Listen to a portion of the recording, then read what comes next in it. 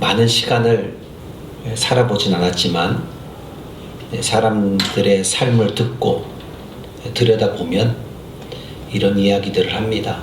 내가 지금보다 조금만 더 여력이 있었다면 어땠을까? 조금만 더 힘이 있었다면, 조금만 더 건강했었다면, 조금만 더 배웠다면, 조금만 돈이 더 있었다면, 조금만 더 시간이 있었다면 어땠을까 하는 생각들을 가진 분들이 생각보다 많이 있더라고요. 목회자 사회도 이렇게 얘기하는 분들이 많이 있습니다. 그렇다면 지금이라도 내 삶에 이러한 연약한 점들을 채웠다면 좀 더 나은 인생이 될 수 있었을까?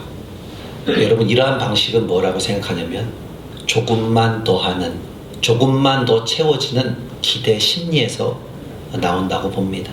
또 다른 것들로 인해서 인간들은 무엇인가 채우고자 하는 그 갈망이 있다는 거예요. 그러나 여러분, 이거는 다 핑계입니다. 핑계. 내가 조금만 더 있었다면, 그래요, 조금만 더 주면 어떻게 될 건데요? 그러면 더 나을 수 있을까요? 물론 더 나은 인생을 살 수도 있고 안 살 수도 있죠. 그거는 가봐야 하니까. 인간은 자꾸만 핑계거리를 찾아요. 조금만 더, 조금만 더.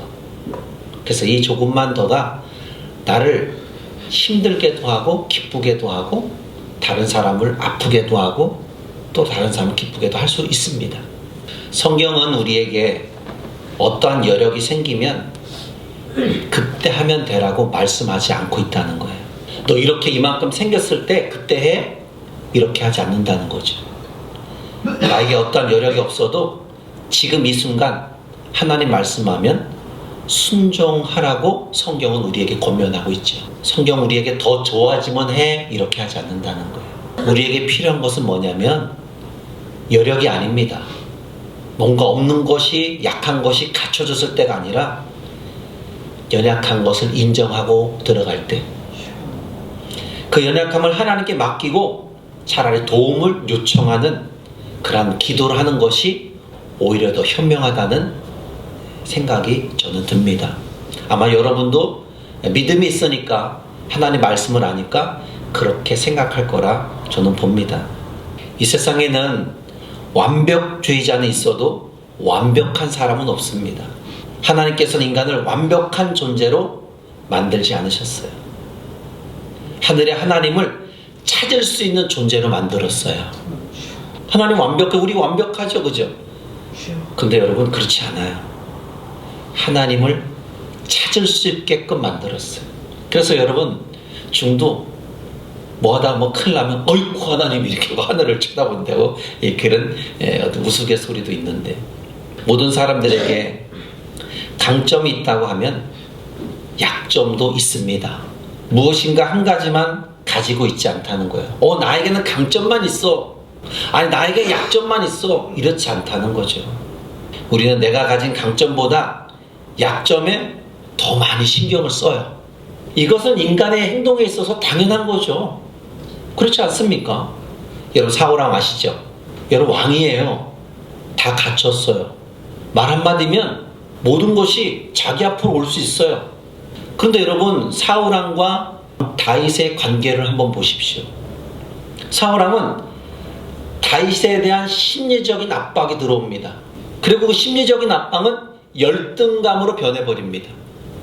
그 열등감을 이기지 못하고, 하찮은 자기가 왕이고 그는 왕도 아니에요. 그런데 그 열등감을 이기지 못하고 그는 죽습니다. 여러분, 그 약한 것 때문에 주눅들어 열등감에 어깨가 처져 있지 않길 바랍니다. 그래서 약점을 부인하고 없는 것처럼 어떤 사람들은 숨기기도 해요. 왜? 남에게 그렇게 안 보여지기 위해서. 왜? 그것을 보여주면 나를 업신여길까봐. 왜 그렇게 살아야 돼요? 성령의 신이 말하잖아요. 내게 있는 것 당신에게도 없고 당신에게 있는 것 나 없다. 공평하신 하나님 믿죠? 아멘. 공평하신 하나님. 약점을 숨길 이유도 없어요. 그렇다고 그것을 막 떠벌릴 필요도 없지만 그 약점 때문에 하나님 앞에 불평, 불만, 그런 태도를 보여서도 안 된다는 거예요. 이스라엘 백성들 보십시오. 그 전지전능하신 하나님이 그들을 다 보호하고 있어요. 그럼에도 불구하고 무엇인가 조금 없으면 그 약한 것 때문에 하나님을 원망하고 시비하고 불평하잖아요. 그때 얼마나 많은 사람들이 죽었습니까? 약점은 누구에게나 있고 나에게만 있는 것이 아니라는 사실을 여러분 꼭 아시기를 바랍니다. 그렇다면 중요한 것은 그 약점에 대해서 내가 어떤 태도를 가지고 삶을 살아가느냐가 굉장히 중요합니다. 이 약점은 나에게 있는 부족함이라 볼 수 있겠죠. 하나님을 믿는 백성들은 때로는 자신의 부족함을 보면서 이 부족함 때문에 하나님께 자신을 사용하지 않는다는 생각할 때도 분명히 있을 것이죠. 난 이게 부족하기 때문에 하나님 나를 쓰지 않을 거야. 난 저 사람과에게 비교 평가해보면 그래서 나는 이렇게 안 되는구나, 이렇게 생각할 수도 있습니다. 하지만 하나님은 우리의 생각을 받아들이지 않아요. 우리에게 잘못된 사고를 받아들이지 않고 우리의 연약함을 하나님은 다른 시선으로 우리를 바라봐 주신다는 거예요. 여러분 믿죠? 하나님은 우리를 바라볼 때 내 생각과 전혀 다른 생각으로 그분의 시선을 가지고 우리를 바라봐 준다. 하나님의 생각은 우리의 생각보다 더 깊습니다. 그러니까 너의 계획과 나의 계획이 다르다고 하잖아요. 너의 생각과 나의 생각이 달라. 그래서 여러분 이 자리에 있는 거 아니겠습니까? 그래서 하나님께 기도하는 거잖아요. 하나님은 우리가 일하는 방법보다 훨씬 더 뛰어난 방법, 그 방법을 가지고 일하신다는 거예요. 그런 하나님께 때로 우리가 기대하는 것과 전혀 다른 정반대적인 일로 또 그분은 일하신다니까요. 우리는 하나님이 우리의 강점만을 사용하실 거라고 생각하지만 그분은 우리의 연약함까지도 감싸시고, 그리고 그 연약함을 가지고도 우리를 사용하고 계시다는 사실. 그래서 지금 제가 여기 있잖아요. 고린전서 1장 27절 29절 그 중심된 말씀을 보면 하나님께서 세상에 미련한 것들과 약한 것들과 천한 것들과 멸시받는 것들과 그것들을 택해서 우리를 힘들게 한 그들 앞에 더 좋은 일을 위해 사용하신다, 그렇게 말씀하고 있습니다. 여러분, 우리의 약한 것들이 우연히 생긴 게 아닙니다. 하나님은 그 약함의 부족함마저도 당신의 일을 위해 허락하셨고, 이를 통해 하나님의 능력을 세상 앞에 당당하게 보여주십니다. 여러분, 신앙적으로 보면 부족함이 곧 은혜의 공간임을 말하는 것입니다. 그러나 세상으로 들여다보면 완벽하다 하는 그 사람들에게 사람들이 다가갈까요? 다가가지 않습니다. 다가가기가 너무 어려워요. 왜? 너무 완벽해 보이기 때문에. 혹시 그 앞에 가면 내 약점이 들킬까봐. 그러나 연약함이 있는 사람들과 소통은 어떻게 해요? 자연스러워요. 왜? 나에게도 연약함이 있기 때문에. 서로 연약함을 알기 때문에 소통이 너무 쉬워. 우리가 사회생활할 때도 사람들과 대화할 때 자신의 약점을 먼저 말하는 사람과 대화를 하면 편하죠, 그죠? 편합니다. 그것은 연약함이 있는 사람들은 서로 도우며 살기 때문에 그래요. 여러분 그거 아시죠? 없는 사람이 없는 사람을 이해한다는 것. 없는 사람이 없는 사람을 도와요. 왜? 그 사람의 마음의 심정을 너무 잘 알기 때문에 그냥 콩 반쪽이라도 내가 그 시절을 살아봤기 때문에 너무 알기 때문에 콩 반쪽을 주는 거예요.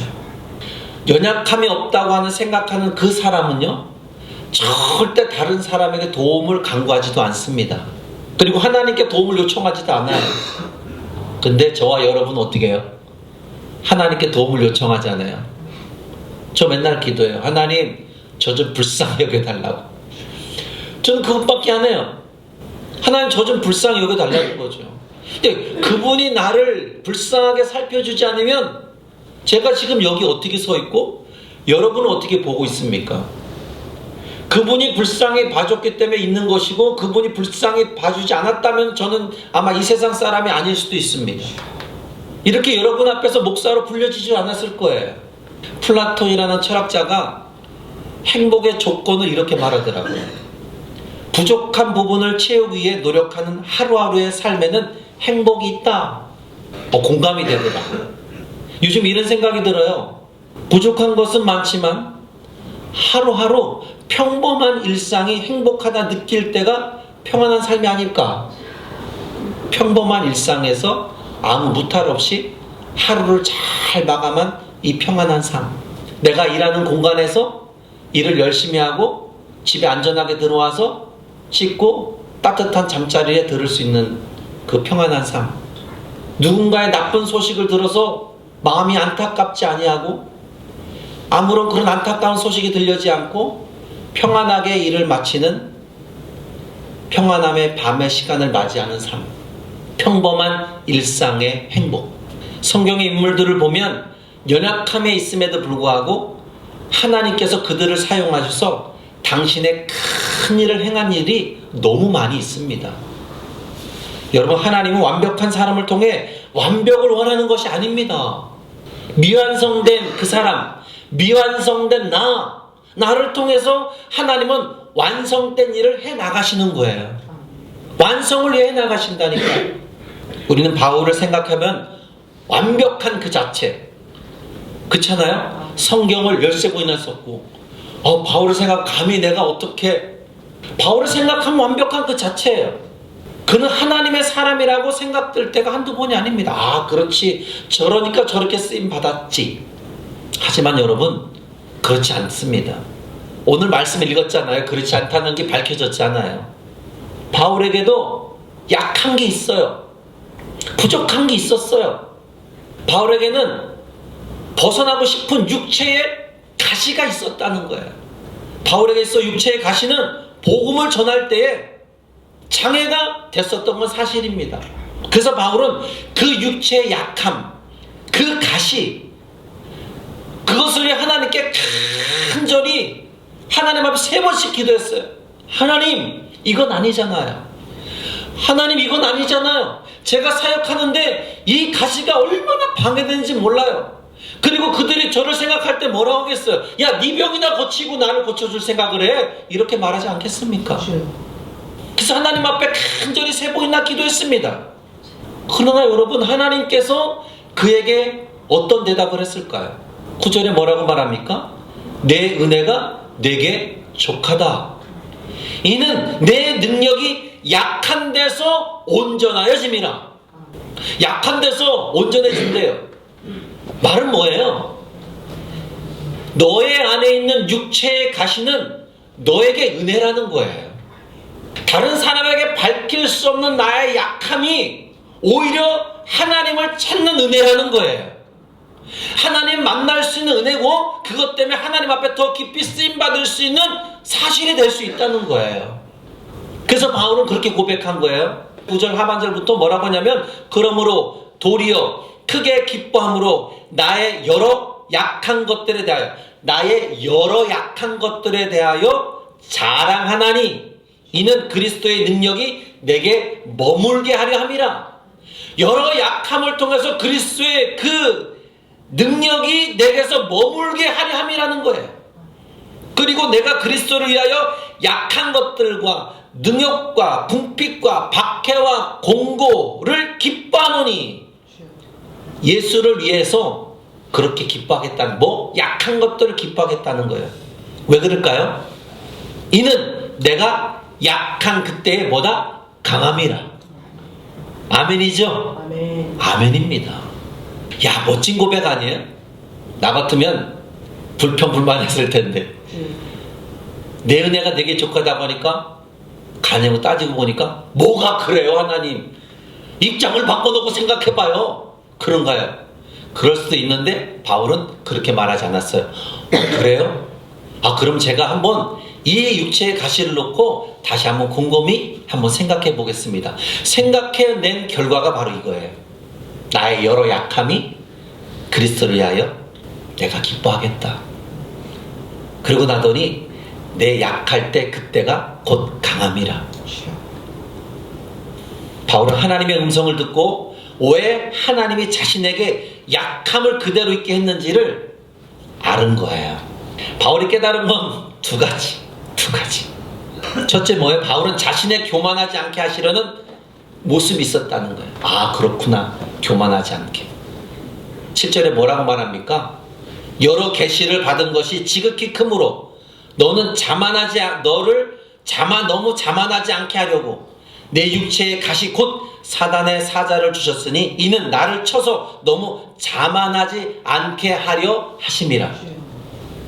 교만하지 않게 하려고 하나님이 그렇게 했다는 거예요. 여러분 사도행전에 보면 1차, 2차, 3차에 전도 여행을 떠납니다. 그때마다 바울이 복음 전할 때 바울의 손수건, 앞치마 그런 걸 만져도 병 고침의 역사 나타납니다. 바울은요 크고 비밀한 일들을 많이 알고 있습니다. 왜요? 천국에 갔다 온 사람이거든요. 이런 바울을 보면 얼마나 교만하겠어요. 제가 기도원 사역했을 때에 그때 목사님들이 천국 갔다 오신 목사님들이 천국에 대해서 얼마나 많은 얘기를 한지 몰라요. 정말 많이 들었어요. 천국에 대한 이야기. 그분만이 생생하게 알고 있는 거예요. 저는 그분의 얘기를 듣고 아, 천국은 그런 것도 있고 그런 것도 있고 그런 것도 있겠구나. 바울은 그렇게 하나님의 나라를 정말로 생생하게 봤음에도 불구하고 하지만 자신의 육체의 가시를 보면서 교만할 수가 없었다는 거예요. 교만할 수가 없었다는 거예요. 바울은 육체의 가시를 보면서 자신의 능력이 아닌 하나님 앞에서 죄인 중에 괴수라는 자신을 바라볼 수밖에 없었다는 거예요. 나는 죄인 중에 괴수다. 죄인 중에 다 나쁘고 나쁜 놈이다. 그렇게 말해요. 그가 무슨 범죄를 저질렀습니까? 살인자입니까? 그런데 그는 하나님 앞에 깨달음을 뭐예요? 나는 저 살인자보다 나는 더 살인자야. 아주 죄인 중에 더 못된 죄인이라고 하나님 앞에 그렇게 무릎 꿇고 고백하는 거예요. 왜? 약할 때 나의 약함이 강함으로 만들어주신 그 강함으로 만들어주신 그 은혜가 하나님의 복음을 전할 수 있는 복음의 전도자로 강력한 은혜 속에 세워져 가고 있으니까 우리도 교만한 마음이 생길 때마다 내 안의 연약함을 바라봐야 돼요. 내 연약함은 다른 사람들은 인정해 주지 않아요. 그런데 나의 연약함을 하나님 붙들고 계시다는 거예요. 그래서 나의 약함을 여러분 바라봐요. 아, 이 약함을 바라볼 때 내가 주님 더 의지해야지. 그 부족함을 보고 다시 하나님 앞에 철저히 낮아지는 거예요. 만약에 연약함을 보고도 여전히 교만함으로 있다면 여러분 우리는 멸망의 지름길로 걸어가는 거예요. 그렇기 때문에 바울에게 있어서 육체의 가시는 자신의 그리스도인으로서 감당해야 할 뭐다? 십자가다. 우리 그리스도인들 모두는 자신의 약함을 자만하지 않고 살아가야 합니다. 마태복음 11장 30절에 말씀합니다. 내 멍에는 쉽고 내 짐은 가벼움이라. 여러분 이 말씀이 위로가 되지 않습니까? 하나님은 우리가 능히 감당할 수 있는 육체의 가시를 허락해 줬다는 거예요. 바울이 두 번째로 생각하고 있는 게 뭔지 하면 자신의 약함이 그리스도의 능력을 채우는 공간이다. 여러분 9절에 나에게 이르기를 내 은혜가 내게 족하다. 이는 내 능력이 약한 데서 온전해짐이라 아니라. 그러므로 도리어 크게 기뻐함으로 나의 여러 약한 것들에 대하여 자랑한다. 이는 그리스도의 능력이 내게 머물게 하려 함이라. 바울은 자신의 연약함을 부족함을 내려놓을 때 그리스도의 능력이 머물 수 있는 은혜의 공간으로 만들었다는 거예요. 은혜의 공간. 여러분 우리 안에 내 것으로 가득 채우면요 하나님 머물 수 있는 공간이 없어요. 거부합니다. 그렇지 않아요? 내 욕심 너무 가득하면은 어디 하나님이 거기서 역사할 뭐가 있어요. 그러니까 여러분 공간을 비워두십시오. 내가 너무 잘하고 싶은 거 그거 치우세요. 그리고 차라리 하나님의 공간을 내어주세요. 그래야 여러분 우리의 약함이 강함이 될 수 있어요. 그래야 미련함이 지혜롭게 될 수 있어요. 그래야 업신여기는 더러운 것들이 내게서 물러가는 거예요. 여러분 하나님이 채우시는 강함이 무엇이냐고 내가 말씀드리면 하나님을 의지하지 않고는 살 수 없는 의존성입니다. 하나님을 채우는 강함, 하나님을 의지하고 살아가는 의존성. 여러분 이게 뭐예요? 끝까지 하나님을 의존해야 된다는 거예요. 왜 그런가 하면은 그 의지함은 약함 가운데 하나님의 강함이 나타나기 때문에 그래요. 왜? 내가 약하기 때문에 나를 온전하게 해주는 건 하나님밖에 없으니까 그분께 의존하는 거예요. 바울이 그럴 것처럼 그래야지만 내 안에 그 약함이 강함이라. 약함이 강함의 고백. 다윗도 말하잖아요. 여호와는 나의 목자시니 내게 부족함이 없으리로다. 당신은 나의 목자예요. 나는 당신을 목자로 받아들일 수밖에 없어요. 그러니 떠나지 말아요. 왜? 내게 부족함을 채우는 분은 당신밖에 없으니까. 나의 약함을 채울 수 있는 거는 그리스도 당신밖에 없으니까 내가 당신을 채울 수 있는 공간을 비워놓을게요. 우리 자신의 부족하다는 것을 알고 내려놓을 때 그리스도에게는 그리스도의 능력이 채워지는 공간이 만들어지는 거예요. 그렇기 때문에 우리는 연약함을 부끄러워할 이유가 없습니다. 없습니다. 그랬잖아요. 그것 때문에 움츠러들지 말라고. 약함 때문에 움츠러들지 말라고. 내 직업은 이러니까 그것 때문에 움츠러들지 말라고. 다른 사람보다 난 더 족장이 있으니까 뭐 그렇다고 의시되지 말라고. 여러분 어때요? 여러분 하고 싶은 거 하고 사세요. 죄만 짓지 않으면 돼요. 죄 짓지 않는 직업이면 돼요. 여러분 하고 싶은 거 하세요. 어때요? 하나님께 감사하며 사는 거. 바울처럼 약함을 자랑하지 못해도 적어도 약함 때문에 좌절하지는 말아야 되지 않겠습니까? 저는 이렇게 생각합니다. 삶에 있어서 실패는 분명히 약점이 될 수 있어요. 그러나 실패는 내 책임이 아닙니다. 여러분 실패를 자꾸 내 책임이라고 돌리지 마십시오. 다른 무엇인가에 의해서 보이는 것이든 보이지 않는 것이든 다른 무엇인가 때문에 실패된 거예요. 꼭 나 때문이라고 생각하지 말란 말이죠. 나를 연약하게 만든 실패로 인하여 내 책임을 하지 마시고, 그러나 그 실패 때문에 일어나지 않는 것은 내 책임인 거예요. 여러분 아시겠습니까? 그 실패를 때문에 무너지지 마시고 그 실패 때문에 일어나지 않으려는 그 마음은 내 책임이란 말이죠. 일어나세요.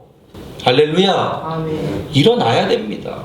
이제 그만 실패의 연약함 때문이라는 핑계, 그 핑계가 하나님 앞에 원망과 시비와 불평으로 그렇게 털어놓는 인생이 돼서는 안 된다는 거예요. 이제 더는 안 돼요. 이제 더는 안 됩니다. 그분 앞에 나의 연약함, 나의 실패 그대로 내어놓으세요. 인정하세요. 그럼 어떻게 해요? 그 즉시 나는 쓰임받을 수 있는 그 준비된 사람으로 갖춰진 거예요. 여러분 연약함은 무엇인가 부족한 것이 있기 때문에 만들어지는 겁니다. 예수님께서 처음으로 기적을 행한 곳이 어딘지 아십니까? 가나 혼인잔치입니다. 혼인잔치에 뭐가 부족합니까? 포도주가 부족했어요. 예수님 부족한 포도주를 채우기 위해서 물로 항아리에 채우라고 합니다. 그때 물이 포도주로 변해버립니다. 부족했을 때 간구했더니 물이 변하여 포도주가 돼버리는 거예요. 만약에 여러분 그 혼인잔치에 포도주가 부족하지 않았다면 어떻게 됐을까요? 아무 기적도 일어나지 않죠. 내게 있는 연약함, 부족함, 그것이 오히려 하나님 만날 수 있는 동기가 될 수 있다니까요. 나의 실패가 오히려 하나님 만날 수 있는 동기가 될 수 있다니까요. 그러니까 너무 그것 때문에 주저앉지 마십시오. 일어서는 것, 그것이 있어야 된다는 거예요. 하나님 앞에서의 부족함은 하나님의 역사를 만들어내갈 수 있는 시간이 될 수 있다는 사실. 그렇기 때문에 하나님 앞에 나의 약함을 자랑하세요. 나의 약함을 자랑하는 거 자존심 상하는 일 아닙니다.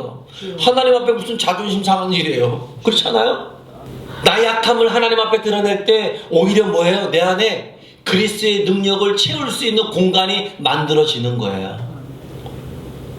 여러분, 그리스도를 채울 수 있는 공간을 한 평만 둘 거예요?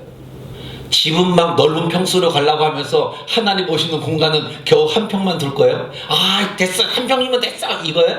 아니에요, 여러분. 왜 이렇게 사람의 욕심은 막 큰 평수를 운동장 같은 그런 아파트 평수를 원하면서 하나님 공간을 채울 수 있는 공간은 왜 이렇게 안 찾으려고 해요? 축구장 몇 배의 공간을 가져야 되는 거 아닙니까? 고린도후서 4장 7절에 우리가 이 보배를 질그릇에 가졌으니 이 보배를 질그릇에 가졌으니 이는 심히 큰 능력은 하나님께 있고 우리에게 있지 아니함을 알게 함이라.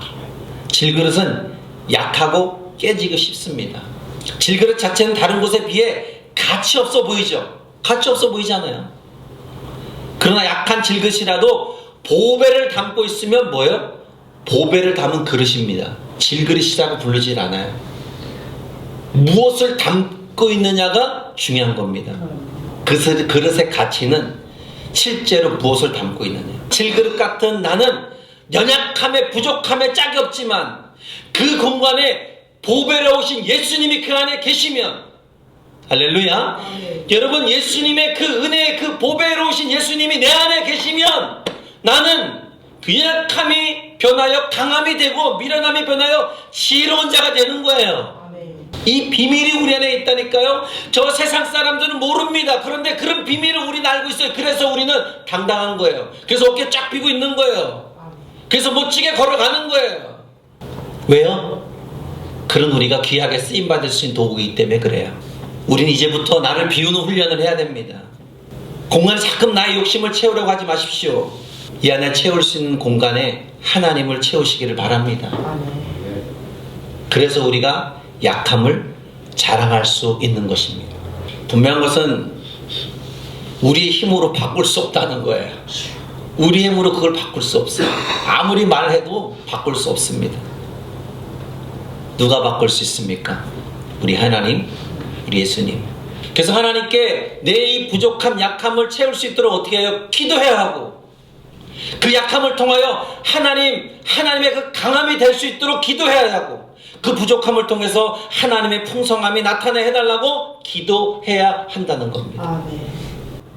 하나님이 내 안에서 주장할 수 있도록 만들어야 됩니다. 내 삶이니까 내 맘대로 하면 돼 하는 이제 그러한 사고방식의 삶은 없애버려야 돼요. 하나님께 맡기는 것, 그것이 자신을 위한 삶이라는 그 사실을 잊지 않기를 주의 이름 축복합니다. 전적으로 하나님 의지해야 됩니다. 그분 앞에 기도하면서 하나님의 특별한 선물임을 고백하고 나가야 돼요.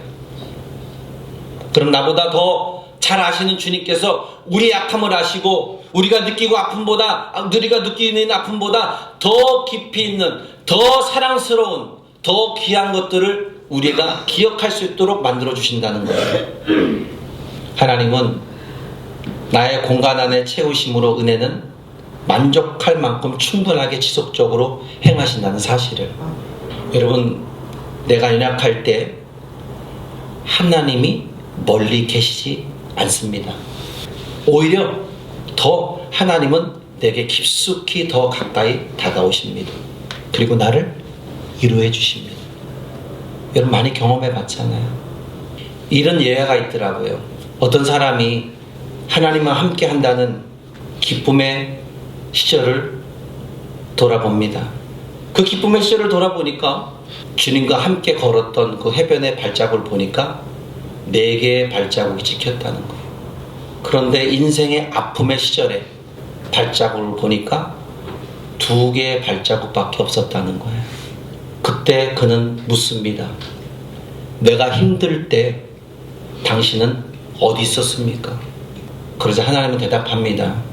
너가 힘든 그때의 발자국 2개는 내가 너를 업고 갔던 그 발자국이다. 여러분 그런 것 같아요. 우리의 약함을 부끄러워할 일이 아니라는 거. 성경에서 그때는 바울이 약함을 고백할 그때, 내가 약한 그때에 강합니다. 이 고백이 우리의 고백되기를 축복합니다. 우리의 인생에 어떠한 일이 일어날지는 아무도 모릅니다. 왜? 아직 결과를 못 봤기 때문에. 실패했어도 실패가 아닌 건 아직 끝을 보지 않았기 때문에. 주님의 위로의 시간을 찾아 나의 약함을 주님께 맡기면 반드시 우리 주님은 도와주실 겁니다. 이게 바로 연약함의 영성이라고 봅니다. 연약함을 드릴 수 있는 그 마음. 누구나 갖는 건 아니에요. 주를 바라볼 수 있는 사람만. 여러분, 하나님은 우리를 완벽한 존재로 만들지 않았습니다. 무엇인가를 완벽하게 하려고 그것 때문에 너무 힘 빼지도 마십시오. 하나님은 당신을 찾을 수 있게끔 우리를 만드셨어요. 그러니 오늘도 여러분 약함 때문에 부끄러워하지 마시고, 그것 때문에 열등감 생기지 마시고, 그것 때문에 여러분 구석에 박혀서 힘드는 생활을 보내지 마시고, 나의 부족함을 하나님 앞에 내어놓으면 그 부족한 공간에 하나님의 강함이 채워진다는 사실을 명심하시고, 오늘 한 주간도 저와 여러분은 하나님께 의지하며 기쁨과 감사한 마음으로 내 부족한 공간에 하나님의 은혜의 공간으로 은혜로 가득 채운다는 이 사실을 여러분 명심하시고 주님과 지속적으로 함께 걸어가는 그 믿음의 하나님과 함께하는 연습을 하시기를 주님의 이름으로 축복합니다.